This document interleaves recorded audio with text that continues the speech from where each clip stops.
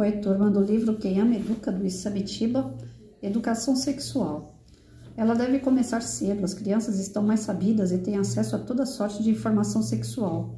A curiosidade é natural. Saber como as pessoas enfrentaram certas situações pode apontar uma luz, trazer conhecimento, aumentar o repertório pessoal e fazer refletir. É natural, portanto, que as crianças demonstrem curiosidade e procurem esclarecer as dúvidas com as pessoas em que mais confiam, pai e a mãe. Logo não dá para escapar, mais dia, menos dia, o assunto entrará em pauta. Não existe idade certa e sim um momento adequado para falar de sexo com os filhos. A conversa deve acontecer sempre que surgir uma oportunidade. Diante da televisão, por exemplo, é comum a criança correr pela sala enquanto os pais veem a novela até que aparece uma cena de sexo e ela para diante do aparelho. É a hora da mãe e o pai dizerem que aquilo é natural entre gente grande, não podem simplesmente mudar de canal. Essa censura não funciona. A repressão não é o melhor caminho. Se um garoto de 3 anos fica se encostando nos cantos da mesa e diz que é gostoso, e a menina não tira as mãos dos genitais, primeiro é preciso verificar se não existe algum problema físico. Pode ser uma irritação causada por uma inflamação ou infecção. Dizer não faça isso não resolve. A energia terá de buscar outro campo e pode surgir alguns distúrbios. Meu filho não se abre comigo. É uma queixa comum dos pais fechados. Sem perceberem, eles fogem de determinados assuntos e esperam que os filhos os procurem para conversar com eles a respeito. O clima de confiança precisa ser estabelecido desde cedo. Um garoto de 9 anos perguntou à mãe como era uma camisinha feminina. Não sei, ela respondeu. Deve ser como a masculina, e deu o assunto por encerrado. As campanhas que recomendam o uso de camisinha visam apenas aos homens. Não mencionam a camisinha feminina. O garoto ouviu falar dela, sentiu curiosidade e resolveu perguntar à mãe. Surpresa, ela optou pela saída mais fácil, porém incorreta. Existem diferenças entre os dois preservativos. Enquanto o homem envolve por fora, a da mulher envolve por dentro.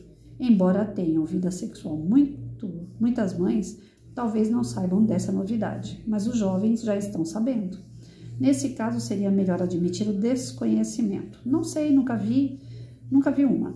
E se comprometer a pesquisar. Vou me informar e a gente aprende junto. O pai e a mãe não são obrigados a saber tudo, mas não podem deixar uma dúvida em aberto.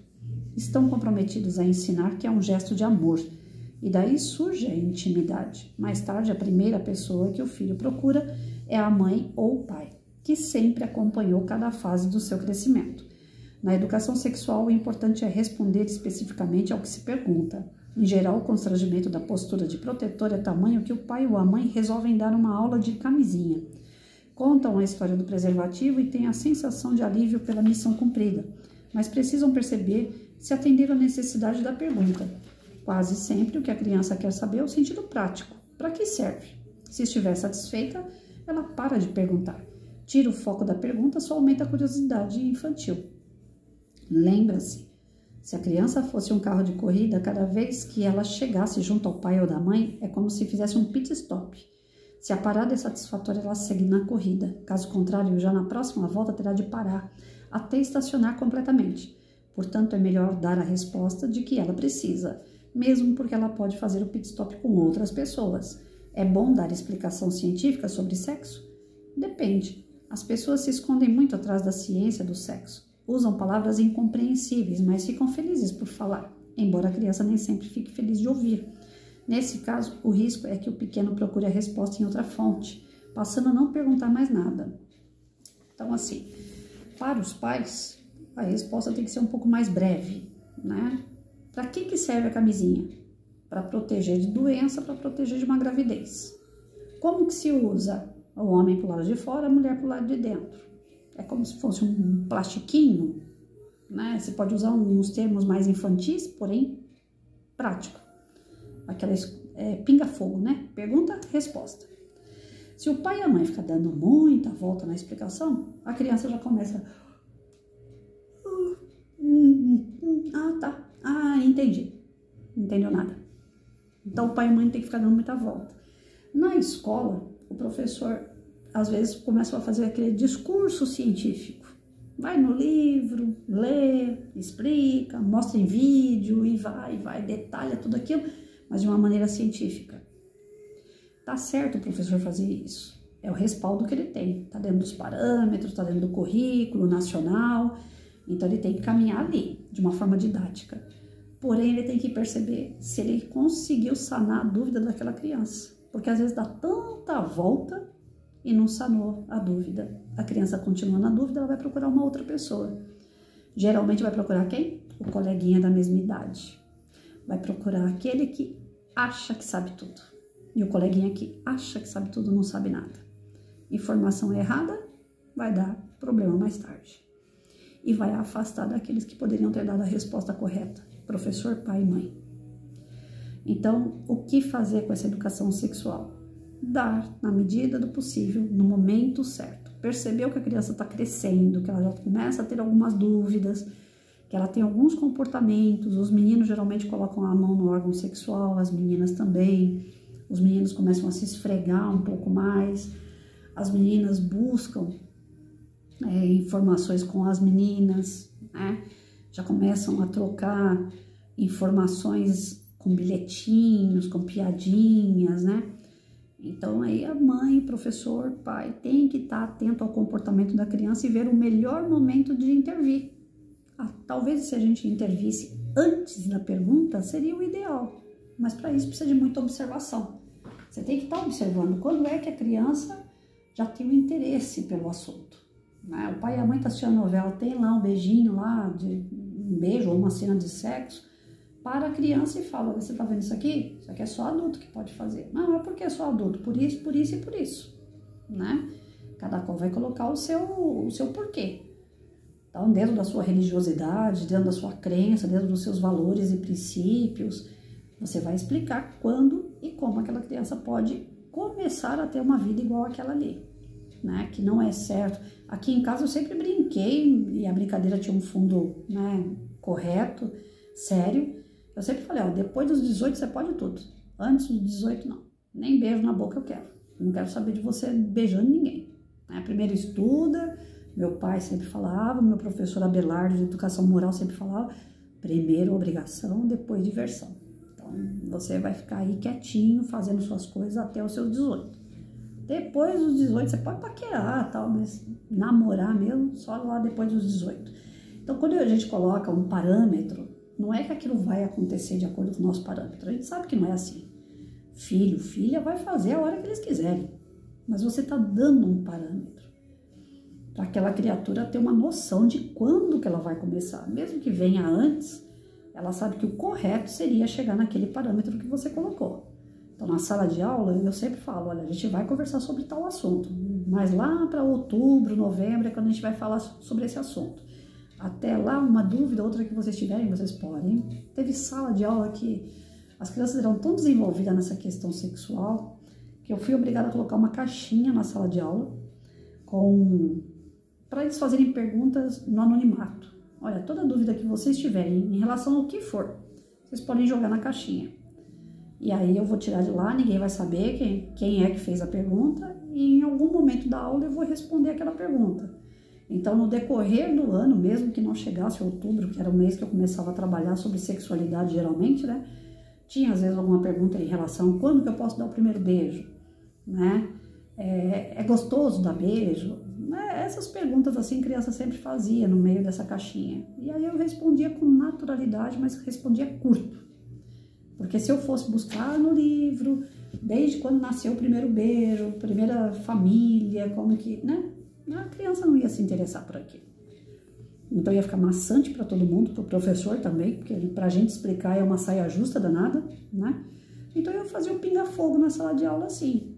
Teve uma sala que eu fui obrigada a fazer, porque era muitos alunos já querendo desenvolver essa parte sexual. E eram crianças de 10 anos, era um quarto ano, né? Iam fazer 10 anos ainda. Então, dependendo da sua realidade, a gente tem que trabalhar a realidade que tem. Se os alunos estão se desenvolvendo, você precisa acompanhar, mas é através da observação.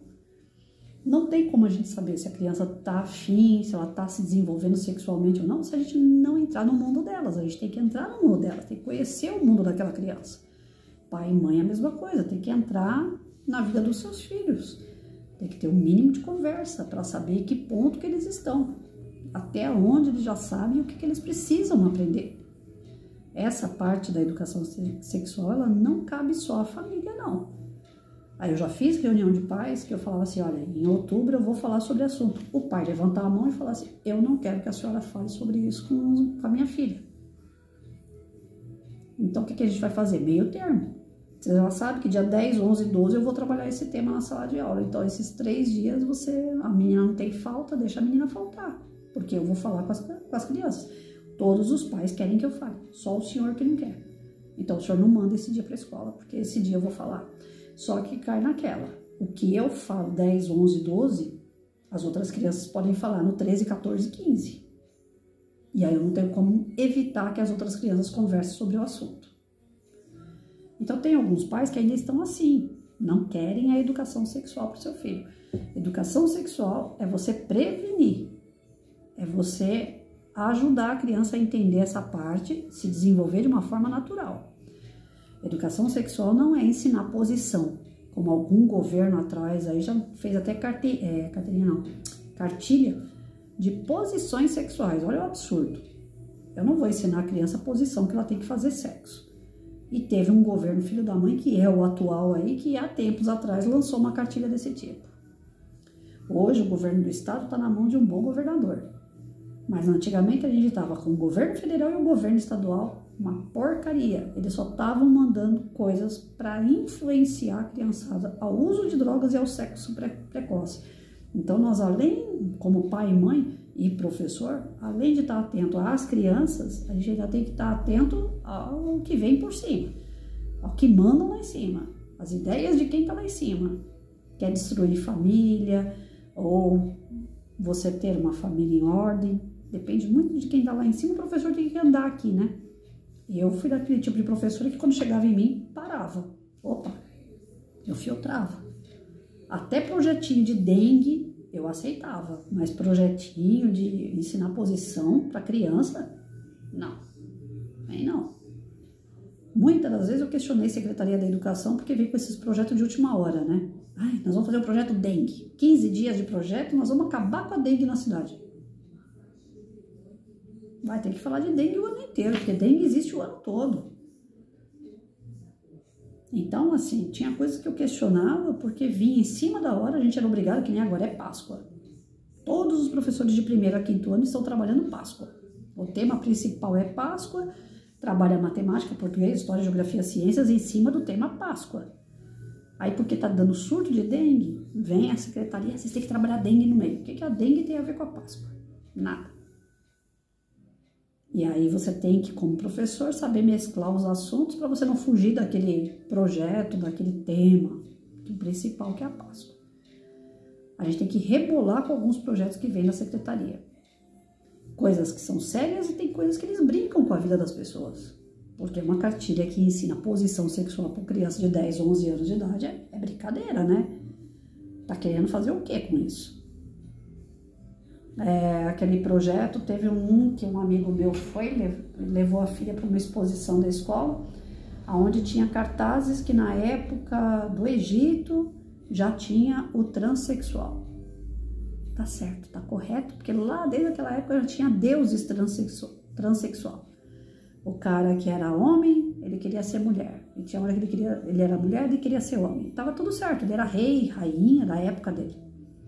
E tinha que ser respeitado. Aí teve uma exposição no colégio de um amigo, da filha de um amigo meu, ela com 11 anos assistindo isso daí. Porque vem lá de cima e o professor não filtra, deixa passar. Então nós como professores, nós temos que saber a hora exata de trabalhar determinado tema. E a educação sexual, ela é algo que está nos parâmetros, que está nos currículos nacionais. Nós temos que trabalhar, mas tem um momento certo. Não é quando o governo quer, é quando o seu aluno está preparado. Caso contrário, você vai dar um tiro no pé.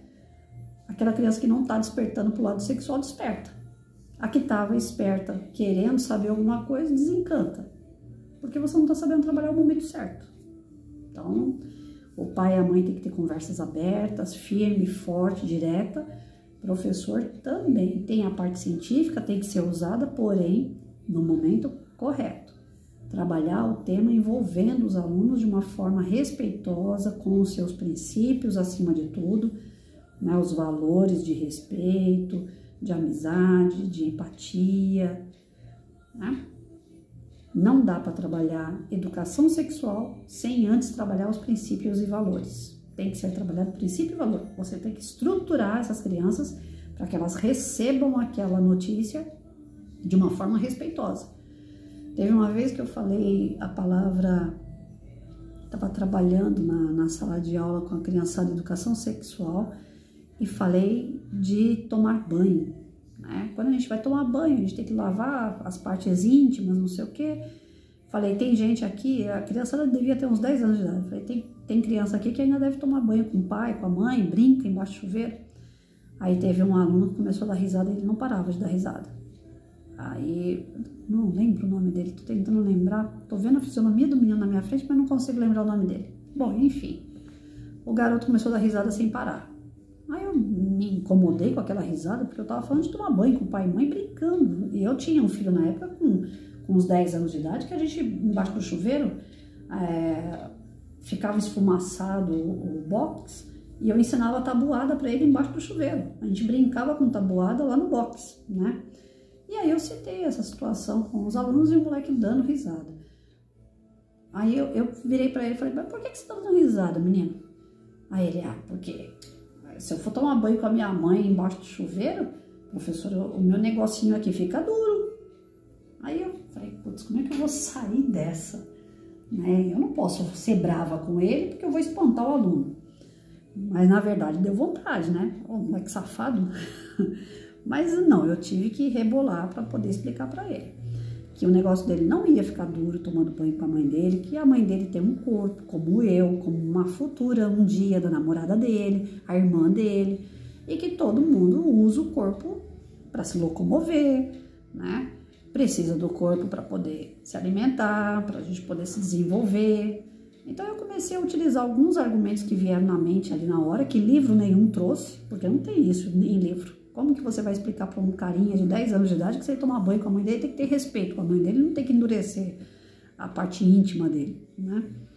E aí todo aquele jogo de cintura, falei, no final das contas falei para ele, quer saber? Não tome banho com a tua mãe se você tem essa malícia, porque é uma falta de respeito muito grande com aquela que te deu a vida, aquela que te trouxe ao mundo. Se você não consegue respeitar a sua mãe, dificilmente você vai respeitar uma pessoa diferente dela. E isso vai ser um problema para você. Agora, pense se uma pessoa fizesse isso com uma irmã sua. Como é que você se sentiria? Porque ele tinha muito ciúme da irmã, né? Não, aí eu arrebento a cara dele. Falei, então, se você sabe que é errado, não faça. Tem coisas que nós somos muito animalescos, mas dá pra gente poder segurar. Dá pra gente poder frear. A gente aprende, né? Com a sua mãe, você tá falando um negócio desse. Pensa. E se uma pessoa fizesse isso com a sua irmã? Ou um estranho fosse tomar banho com a sua mãe? Então, assim, vamos nos colocar no lugar do outro. Aí eu comecei a trabalhar a empatia, né? Questão do respeito. Eu sei que esse menino, depois, ele se tornou uma pessoa, através dessa aula, através dessa conversa e dos valores, que eu chumbei ele de valores, né? Ele começou a enxergar as coisas de uma forma diferente. Ele já não dava mais risada do colega que errava quando ia fazer tabuada na lousa. Ele já não ria do tombo de colega, ele ia lá e dava a mão pro colega levantar. Então, assim, a gente aproveita uma oportunidade, às vezes, de um tema, de um assunto, para trabalhar tantos outros que firmam o caráter daquela pessoa. E eu percebi que esse era o caminho. E foi aonde também eu comecei a chumbar eles de palestra. Aí eu trazia médico, ginecologista, clínico geral, pediatra, para todos colocarem as posições do seu conhecimento em relação à vida sexual. E isso me ajudou muito com os alunos. Porque o santo de casa não faz milagre mesmo não, gente. Tinha coisas assim que nem higiene bucal. Quantas e quantas aulas de higiene bucal eu dei, de escovar, como escovar o dente. Eu levava escova de dente, dava escova de dente para a criançada, ensinava na sala de aula a escovar, levava no tanque lá do pátio para escovar na minha frente, para eu ver como estava escovando. Não fazia efeito. Levava um dentista, o dentista só falava meia dúzia de palavras quando vê a criançada estava tudo escovando o dente corretamente. O santo de casa não faz milagre. Então eu aprendi que a educação sexual, tanto quanto qualquer outra que eu dei, educação ambiental, precisava de pessoas que fossem capacitadas, pessoas que tivessem a prática, através da sua profissão, a respeito daquele assunto, para trazer o assunto na sala de aula e trabalhar ele com a sua prática e não com a teoria. Porque a teoria só, ela não encanta, ela não transforma. Já a prática transforma. Então eu trazia pessoas que eram pediatra, ginecologista, e contavam casos atendidos no escritório, consultório, né, melhor dizendo. Então aquilo segurava as crianças, aquilo distraía, chamava a atenção das crianças de uma forma que elas se envolviam no assunto e havia a transformação real delas. Então foi o caminho que eu encontrei. Principalmente para entrar nesse assunto de educação sexual, eu chamei muitos, mas muito pediatra, ginecologista, muitos.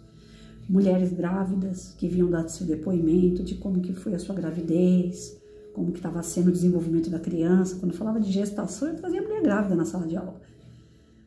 Como que faz para prevenir, como que faz, qual é o momento certo de ter um filho, programação de um filho.